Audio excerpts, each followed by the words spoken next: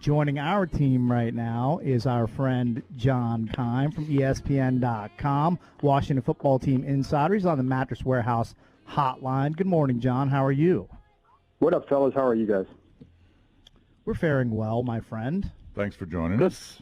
What was your overall take from that game? Obviously, Dwayne in the first half was not good. Offense was not good. They were down 20-3 at one point. I thought at 20-3 that Seattle was just going to kind of run away and hide, but Washington made plays. Wilson threw a horrible pick in the fourth quarter that gave Washington ample opportunity, and they scored there. The back-to-back touchdowns, but again, Haskins just has to be better for 60 minutes. He can't be good for 30 against a team like Seattle.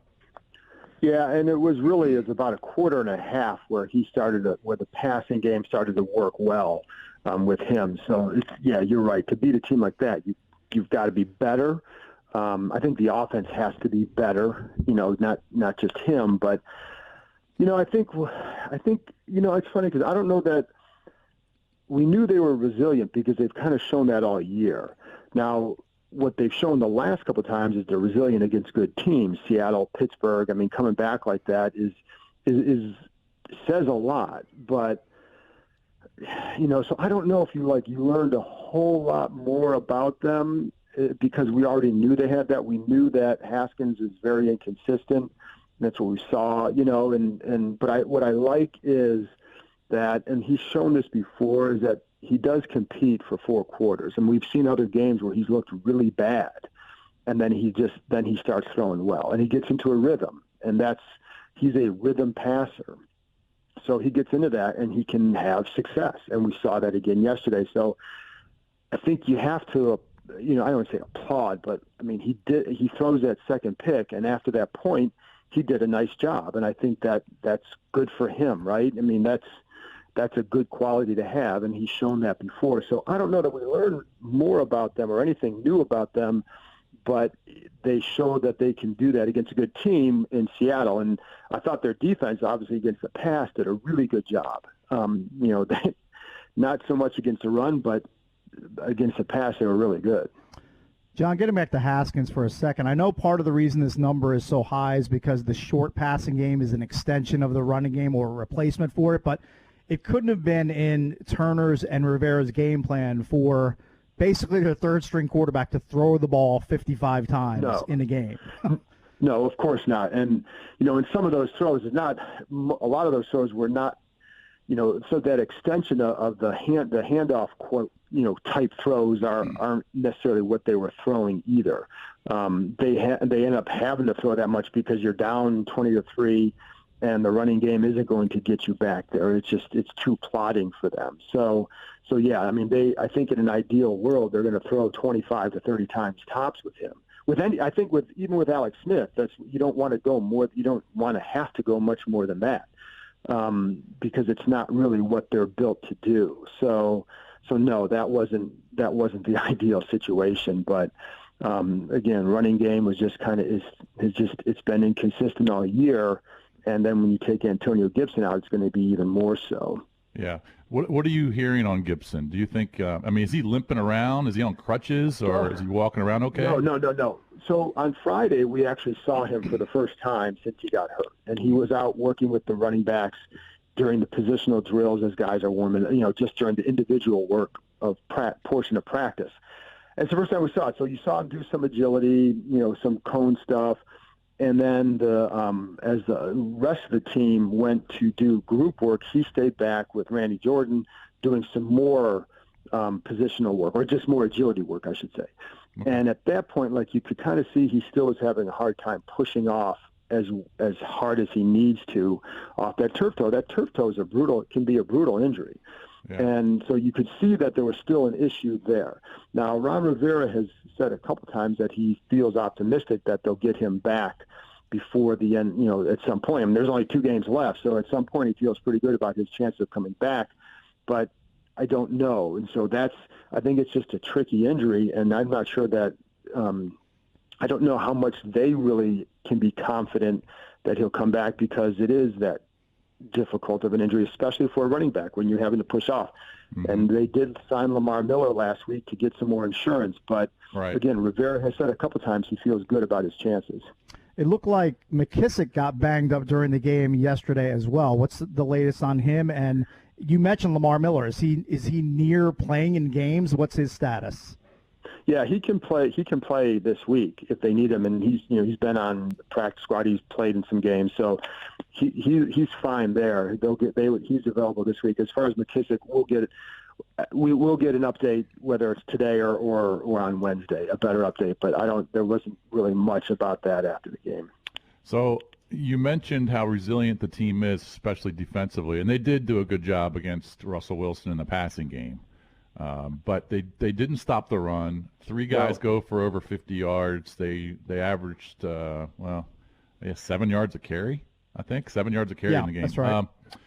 But I was kind of surprised that they couldn't get more pressure on Russell and get to him. Now they got to him and made him bounce, and then that's when he kind of ran around. But I was surprised that it's kind of like they, especially Sweat and Young, kind of lost leverage on a few spots. Were you kind of surprised about that? Well, I don't know if I was surprised. I think what the plan was, because they use a lot more two deep safety looks than they have all year. I mean, they're a single high, cover 3, cover 1 type team for the most part, and then they're going to show some 2 deep safeties. Yesterday, it was a lot of it.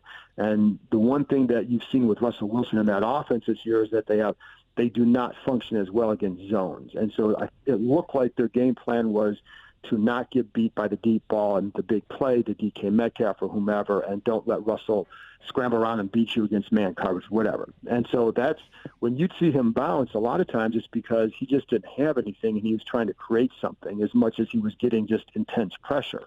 And so it was a lot of 4-man rushes. So I think they did a good job in that area, but it also affected the run defense, and because you're keeping an extra safety back. Now, on Carlos Hyde's touchdown, it was a single high safety look, and the ends got sealed, and the linebackers aren't getting over there. So, I mean, there are a couple. It was kind of the same issues that were bothering them earlier, but you had 2 new linebackers in there with Sean Deon Hamilton, Khaleke Hudson, and then Thomas Davis. And Davis, I mean, it just wasn't there. Right. And so I think it's a combo of things, but it definitely looked like the plan was to make sure that they're not going to beat you with that deep ball and the big play. And it looked like hey, handle the run with the front 7, but we're going to play zone, and that worked for the pass game. That's why Russell Wilson struggled, and it's DK Metcalf had one big play, and it was a pass interference. So right. There was a give and take on there, and then Seattle took the run, and I mean, there were problems with it. It wasn't just because they didn't have a safety up there.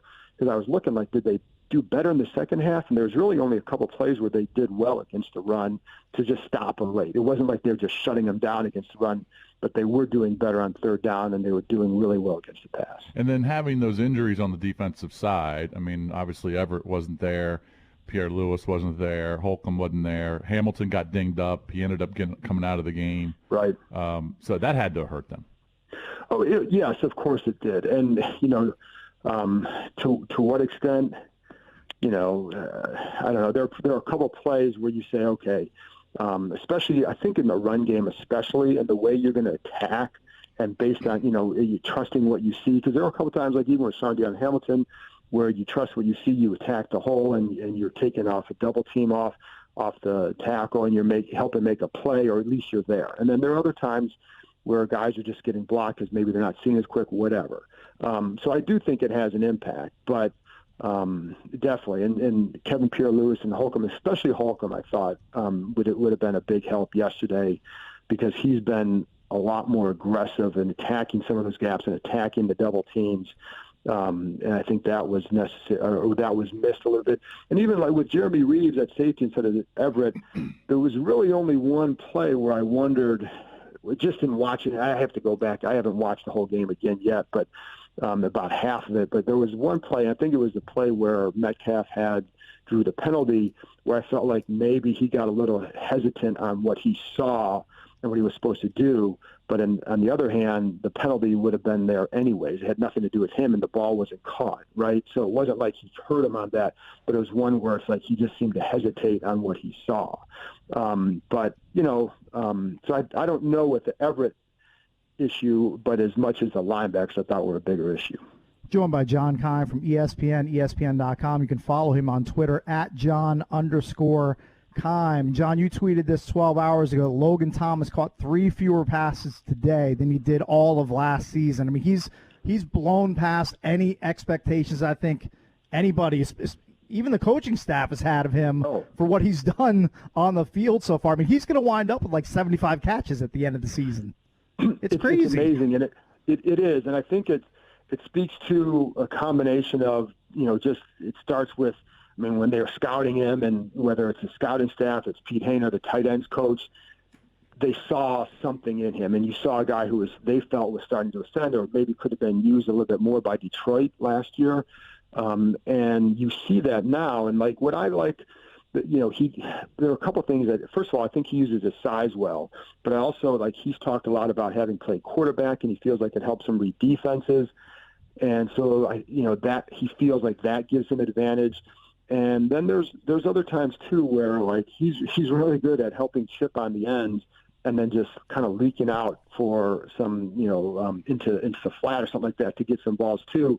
So he's a nice little safety valve for the quarterbacks, and they've all looked for him, and they've all looked for him since training camp. It's just, you saw it in training camp, but you just when you see him in camp getting open, and just okay, well, it's Logan Thomas. He only caught 16 passes last year. Is he going to catch 40, 45 passes this year? That would have been a good year, you would have thought. So, he has definitely surpassed expectations.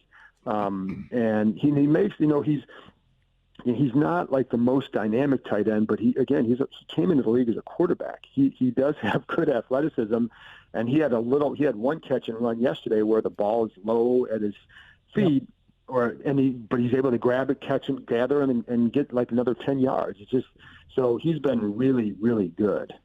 By the way, that ball is called the Haskins Special, the one right by the shoelaces. I mean, that's one of his hallmarks. That was.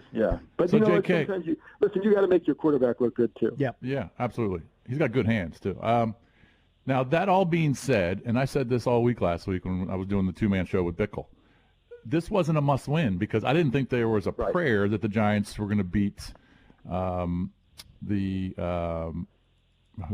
spacing on the Giants. Yeah, Browns. They were going to beat him with Colt McCoy. And I don't think there's a prayer they're going to beat the Ravens. All right? So you got 2 1:00 games next week. Obviously, Washington playing at 1, the Ravens and Giants playing at 1. I think, and then, of course, if Washington wins and the Giants lose, it's over. Would you be surprised? Would you be surprised if Alex does not play in that game? I'd be a little bit surprised, but, yes, I'd be a little bit surprised, but we don't really know yet. And I think we'll get a feel on Wednesday, because if he's not able to practice on Wednesday, if he's not out there doing stuff, then I think you have to start to wonder a little bit where it's at. So I think we'll get a much better feel for that. But yeah, I'd be a little bit surprised, but I can't go too much further because he wasn't able to do anything last week at all. Yeah. But yeah, you're right. I mean, I said, I didn't go into that game thinking yesterday that they were going to win that game. Yeah, me either. I felt like they kind of listen, what they did against a good team coming back again, and you have the ball with a chance to win late.